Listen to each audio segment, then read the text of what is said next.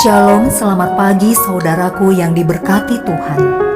Sate pagi hari ini bertemakan Heinrich Sang Jagoan. Firman Tuhan terambil dari 2 Timotius pasal 1 ayat 5. Sebab aku teringat akan imanmu yang tulus ikhlas, yaitu iman yang pertama-tama hidup di dalam nenekmu Lois dan di dalam ibumu Eunike, dan yang aku yakin hidup juga di dalam dirimu.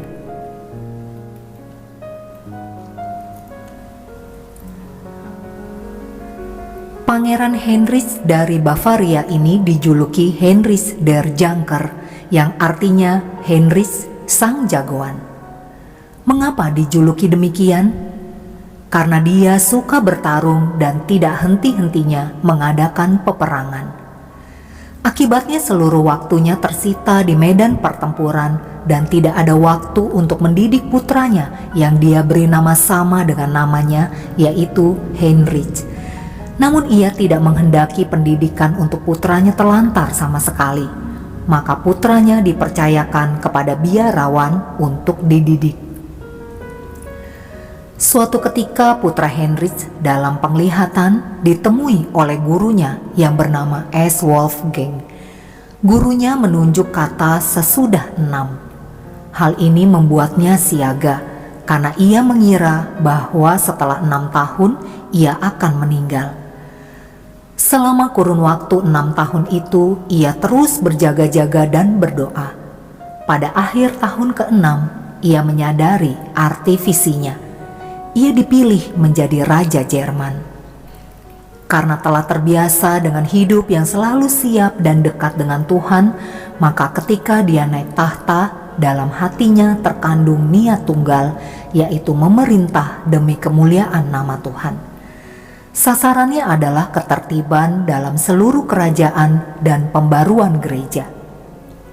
Ia menghalau suku-suku Slavia dan Burgundia dari kekuasaannya dan menyerahkan kembali Hungaria kepada gereja.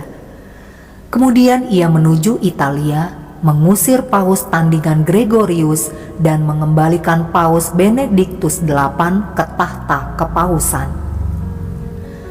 Lalu Heinrich dimahkotai menjadi kaisar di gereja Saint Petrus di Roma bersama dengan istrinya yang bernama S. Kunigunde. Kaisar menyumbang banyak harta kekayaannya untuk mendirikan gereja-gereja dan biara. Heinrich sangat disegani dan dianggap kaisar yang adil dan murah hati. Di antara bangunan-bangunan yang dia dirikan, Katedral Bamberg adalah yang paling indah, dan disinilah dia dimakamkan berdampingan dengan istrinya. Tidak hanya mendapatkan pendidikan yang baik, tetapi Heinrich juga sudah terbiasa dengan hidup yang selalu siap dan dekat dengan Tuhan. Maka tidak heran jika dia dikenal sebagai kaisar yang memerintah dengan adil dan murah hati. Kemurahan hatinya terlihat ketika dia banyak menyumbang untuk pekerjaan Tuhan. Ayahnya sangat bangga kepadanya.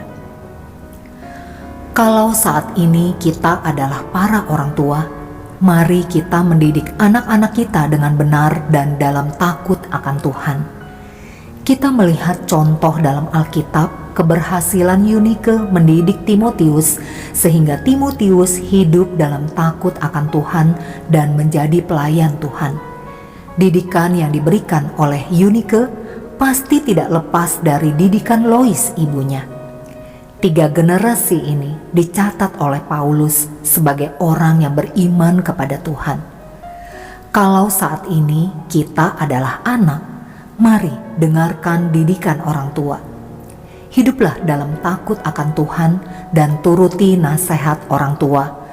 Buatlah mereka bangga dengan kehidupan kita, yaitu suatu kehidupan yang dapat menjadi berkat dimanapun kita berada.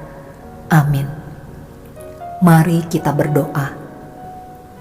Tuhan, aku ingin mendidik anak-anakku dalam takut akan Tuhan. Mampukan aku sehingga aku dapat menanamkan benih-benih iman kepada mereka. Di dalam nama Tuhan Yesus. Amin.